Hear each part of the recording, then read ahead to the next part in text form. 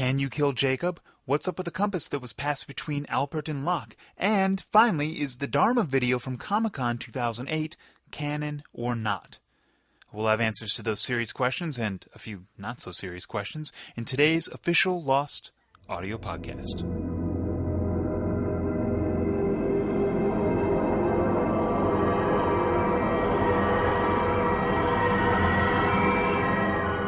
Yes, everyone, we are finally here at the last official audio podcast for Season 5. We're joined today again by executive producers Damon Lindelof and Carlton Cuse to rehash our last episode, Follow the Leader, and give us a few hints on what's to come in this special 2-hour season finale, entitled The Incident, which, of course, airs Wednesday, May 13th from 9 to 11 p.m. Here now are Damon and Carlton.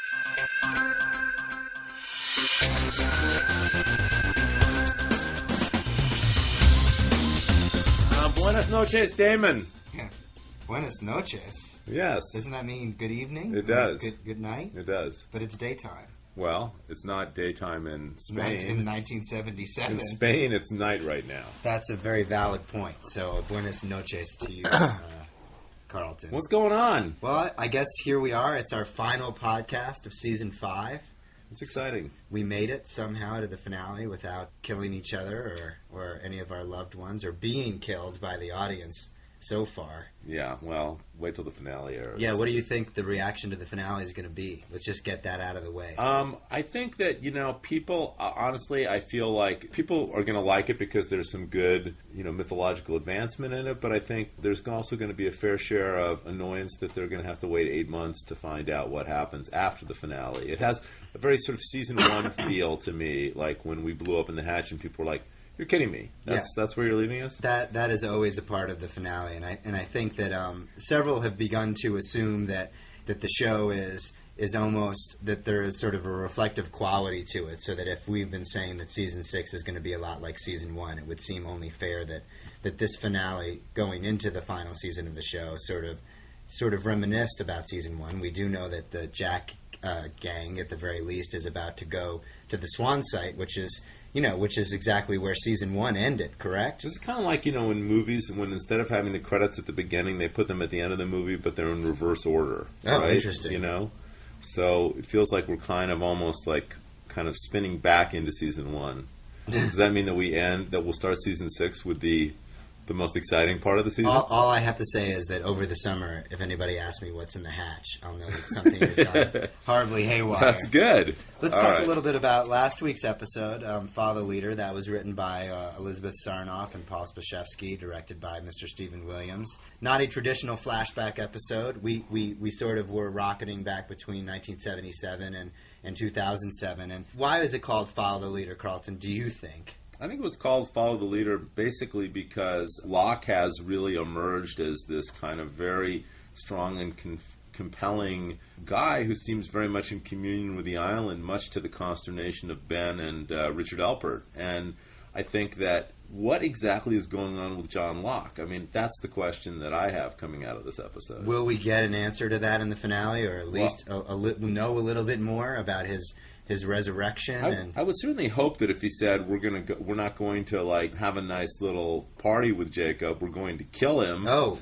Jesus, that's pretty serious. I hope that we get something more about that. I hope so too. And then on the other side of it, obviously, Jack is again finally after weeks of mopping floors and cleaning chalkboards, he has finally got his mission now. But he's having a little bit of a hard time convincing people. It feels like other than Saeed and Faraday's mother, who probably just feels guilty for shooting her son in the back, he hasn't really done a very good job of building together. It's not like 50 people are walking behind him like in the old days. No, exactly. As for Saeed, I mean, he just can't resist a good bomb adventure. A good excuse to shoot people and to talk about bombs. Or blow somebody up. That's true. That's awesome. Carlton, Who was the President of the United States in 1977? Asks Chris White on our rehash sheet. Do you remember? I wasn't born yet. No. Oh, that's a good answer. So, is it possible to kill Jacob, David? I think it was Jimmy Carter. That's my guess, but I could be wrong. As I recall, Reagan was elected in 80. But what was your question? It was Jimmy Carter. It was? But not in this universe. No, in this universe. It was Bob Dole. Yeah, it was Bob Dole. Interesting. Yes, we'll get more into that later. Is it possible to kill Jacob, do you think?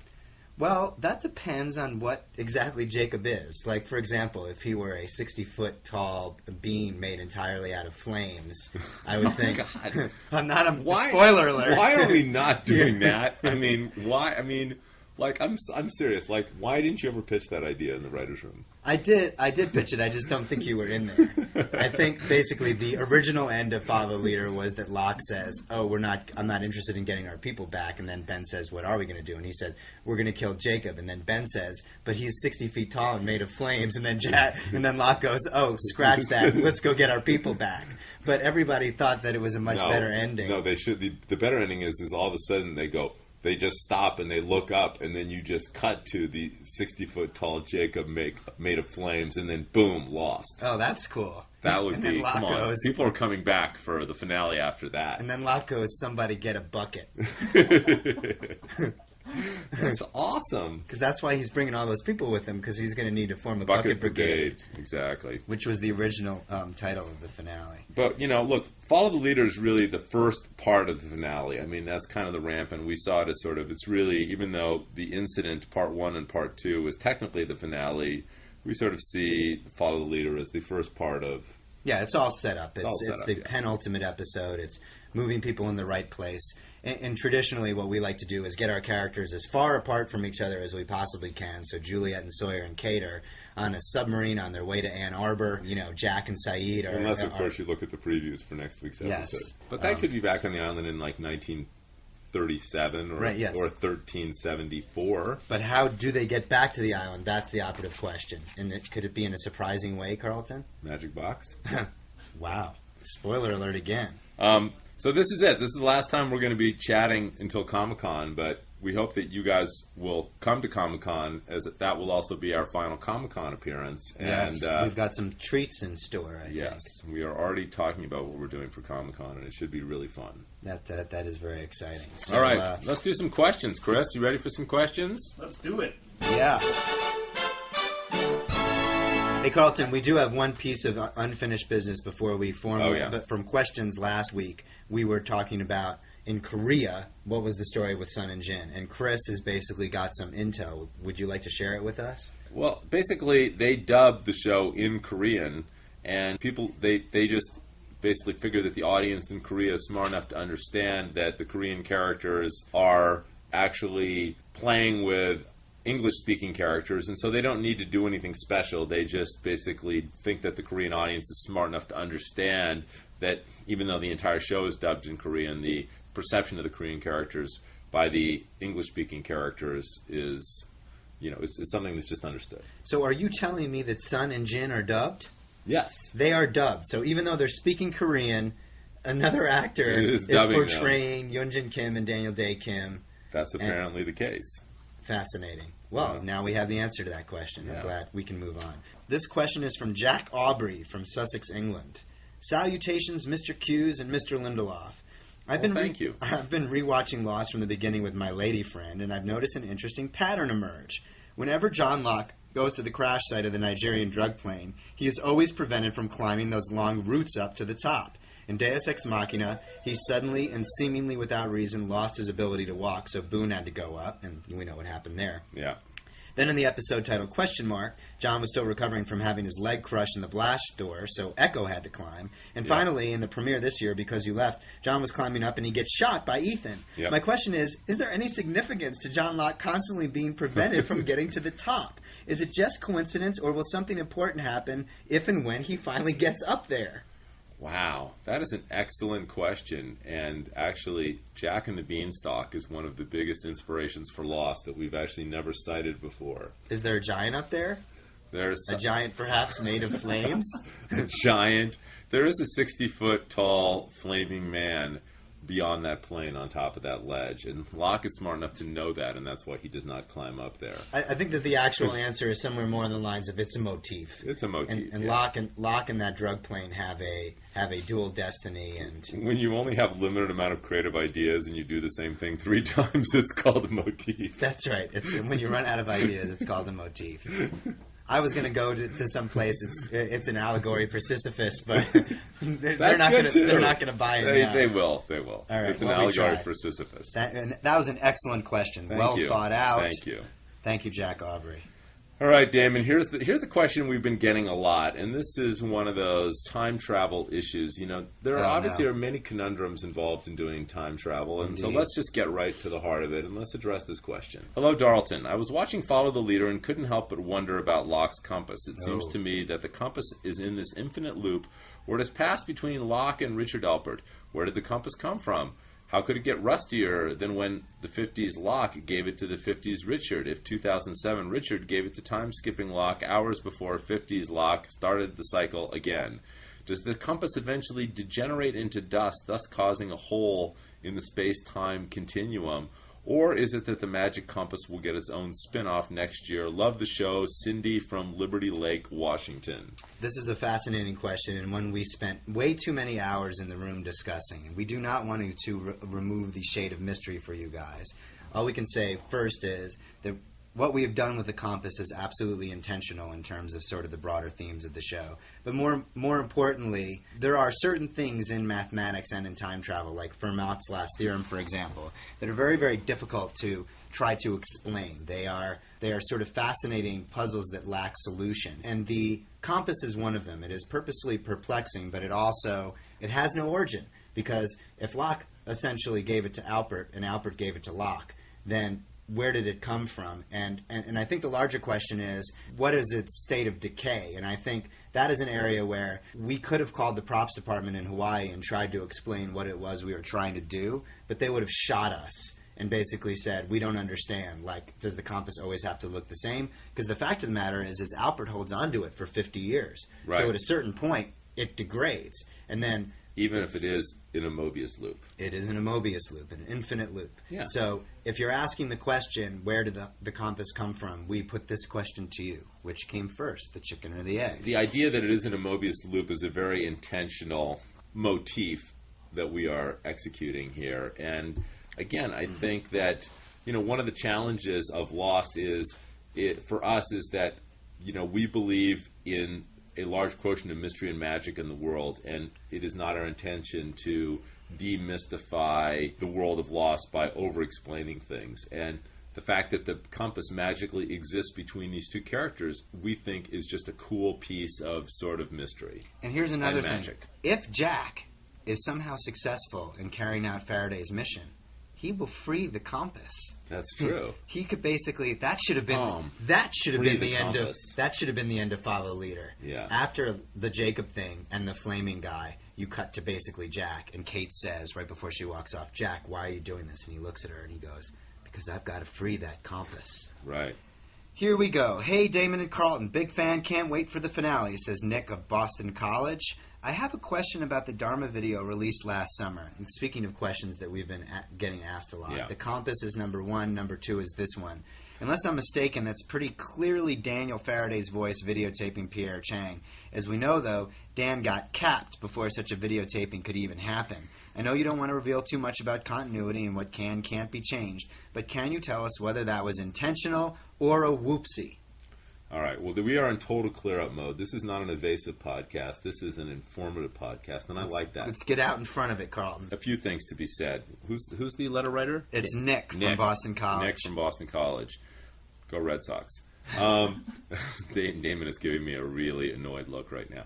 Okay, so first off, we conceived our material for Comic-Con a long time ago and ahead of the regular season. And so, sometimes we have sort of story intentions, and really the vast majority of the time they come to conclusion in the series. But in this case, we had an idea, and we were unable to completely follow through the idea for several different reasons. The first one was we were going to do an ARG between Comic-Con and into our season, but that's an alternate reality game, basically an internet-based game like we've done between seasons before. Right. But before we could execute that, we kind of had a worldwide financial crisis, and the money to do that kind of went away. So that altered our plans. Secondly, we don't consider what goes on in Comic-Con canon. I mean, we try to make it tied to the show, but the only thing that really is canon is the show for us. And so we sort of felt like, since we really couldn't get back to that story branch based on the way the show naturally evolved. I mean, we don't do this thing in the abstract. J.K. Rowling has the great luxury and privilege of being utterly in control of all the characters in her universe, but we do our show in collaboration with 400 other people, and for a variety of reasons which are way too detailed to go into, we didn't. That story branch did not, kind of fell off the tree, in other words. Right. And, the fundamental idea was we knew that our characters were all going to end up in Dharma times. We knew that a certain branch of them, the Sawyer branch, was going to be living in Dharma times for 3 years before the Oceanic Six came back. So this idea was basically, instead of having Faraday go to Ann Arbor, which is actually what we ended up doing in the show, that he basically was trying to convince Pierre Chang for a certain period of time that he was from the future. We just rejiggered that because we lost all the storytelling that would have happened in the ARG that got essentially canceled. And then as the teaser of the season premiere, we sold this idea that Faraday was going to be in Dharma times, but this was the new idea. Right. It was both intentional and a whoopsie, yeah. Nick. And thank you, though. Sometimes the fans are disappointed that we say that everything on the show wasn't intentional, but we feel like we get a little bit of leeway when it comes to material that we generate for Comic-Con and the internet and stuff like that. And look, the truth is we don't have like some Bible of the show that we're just sitting here, typing up every week and then having margaritas. I mean, we know these sort of mythological milestones that exist, but the journey between them is one that we discover along the way, and in that process of discovery, things sometimes change, and that's the way the show gets written. And we also choose to be honest with you. We never showed Faraday; you only hear his voice. So we could have just said, "No, that wasn't Faraday. It was just someone who sounded a lot like him." Yeah, but no, it was Jeremy Davies. Right, it was his twin brother. Next question. Okay. Damon? Yes? This is from Patty Hotchkiss in Albuquerque, New Mexico. Patty! And Patty, I hope you go to the Frontier. That's my favorite restaurant in Albuquerque. Hey, Carlton and Damon, my whole family is addicted to Lost, but I'm concerned we still don't know who are the good guys and who are the bad guys. Wow. Are we going to find out soon who we should be cheering for? I would love to know what team I should be backing. Interesting. Why don't we play a game of good guy, bad guy, Carlton? Okay. I'll name a character, and you just say good guy or bad guy, or haven't decided. That is also an option for you. Yeah. Okay, so let's start with an easy one. Hurley. Hurley's a good guy. Kate. Kate's a good guy to me, too. Richard Alpert. Haven't decided. Wow. Frank Lapidus. Bad guy. Flynn. No, I like Frank Lapidus. I'm sorry. Frank's good. Saeed. Kind of a bad guy, maybe. Wow, but interesting. No, could be. I don't know. I mean, that's that. I could say good guy. It depends on the day. I like Saeed, but he's done some bad things, Damon. Okay, and finally, flaming 60-foot Jacob. Good guy. Okay. There you go. So I hope that clears things up for you, Patty. Everything for you. Thank you, Patty. That's awesome. Okay, Damon. I got another one for you. Was that me or you? That was your turn. Yeah, because you somehow got a shout out in for some Albuquerque restaurant, which is no doubt providing you with a kickback. So, salut, Damon A. Carlton. I'm just saying, if you want a good breakfast burrito, go to the Frontier on Central Ave in Albuquerque, New Mexico. Brunch served from 11 to 1 every Saturday. Salut, Damon A. Carlton, which is French for Hi, Damon and Carlton. Oh, good. Best TV show ever. Last week, you were wondering about how the French version of the show might have addressed the French talking thing issue. It has. Quite badly, in fact. But there are some questions about the French talking thing in your own English version I would really like to ask you from France. And this is from Axel Chaminade and Nice. Was it because Shannon had such a bad French that you shot her? Yes. Was it because Charlie said in the first episode, I've never been so happy to hear the French, that you flooded him? Yes. Is it possible that you cut off Montan's arm because he had such a strong Quebecer accent that we just couldn't hear him without thinking, well, Quebecer actors must be so much easier for them to recruit? Yes. And finally, is it possible it's because Jacob is French that he's spending his whole life in a cabin without a shower?